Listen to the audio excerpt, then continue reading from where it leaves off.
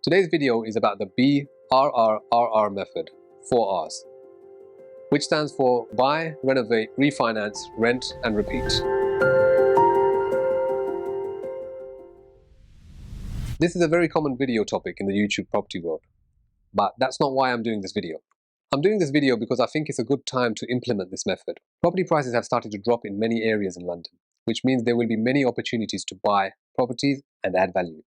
The idea behind this method is to buy a property, add value, refinance the property and get your initial investment out, and then use that money to buy other properties. I will give you an example today, which is my very own experience doing this method. In fact, when I did this, I didn't even know there was an acronym for it.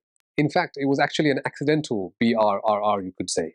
So let's get started with the example, and I'll take it in stages. Stage 1, buy. I bought my first property in 2014, which was a 2-bed flat, which I lived in for several years. It was my home. I was ecstatic like anyone would buying their first property. This purchase was a residential purchase. The purchase price was £157,000. I needed a 15% deposit, which was £23,550, and I paid very little stamp duty at the time. The threshold to pay no stamp duty was £125,000 at the time, as opposed to the £425,000 today. My solicitors and mortgage broker costs were £2,000, so that brought my total to £25,550. Stage 2, renovate. So before moving in, I totally gutted out the place. New floors, new kitchen, 2 new bathrooms. I spent roughly £10,000 to renovate the property.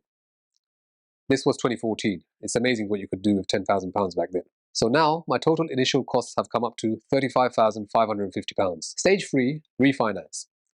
I was on a 2-year fix, which was coming to an end. So my choices were to either sign up to a new 2-year fix or to see if the value of my property had changed. I decided to do the latter, and so a surveyor came and ended up valuing the property for £225,000, as opposed to the previous £157,000. This meant that I was allowed to borrow 85% of that value, minus the previous borrowing. The previous borrowing was £133,450. So the value came to £225,000, as I said, minus the 15%, which they wanted me to keep in the property as equity, and minus the previous borrowing. That left me with a surplus of £57,800. Stage 4 is rent, but in this scenario, I lived in the property. However, if you are buying a buy-to-let, you will most likely be benefiting from the rent at this point as well. Stage 5, repeat.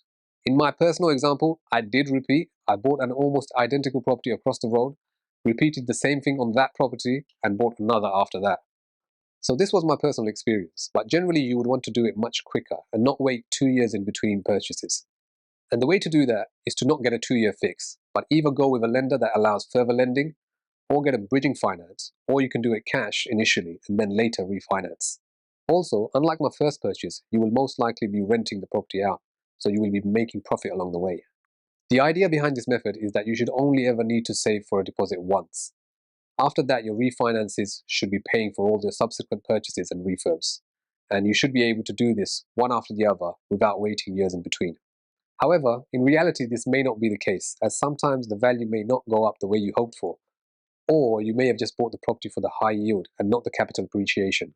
Personally, I don't think waiting a couple of years in between is the worst thing in the world. It worked out for me, especially when I wasn't really thinking about being a professional landlord or a property developer. I was more focused on running a successful estate agency at that time. I mentioned earlier that it is a good time to utilize this method. All my mentors remind me that recessions are where you make the big bucks. However, your first hurdle is to find the initial buy-in monies. I know it's hard right now, but there will be a few of you who identify good deals and you'll find the money somehow. I hope this video was helpful. It was a very personal one, but I felt it would be a good story to share, as it demonstrates how even when you buy your first home, it can lead on to other things like getting on the property ladder and maybe even becoming a professional landlord.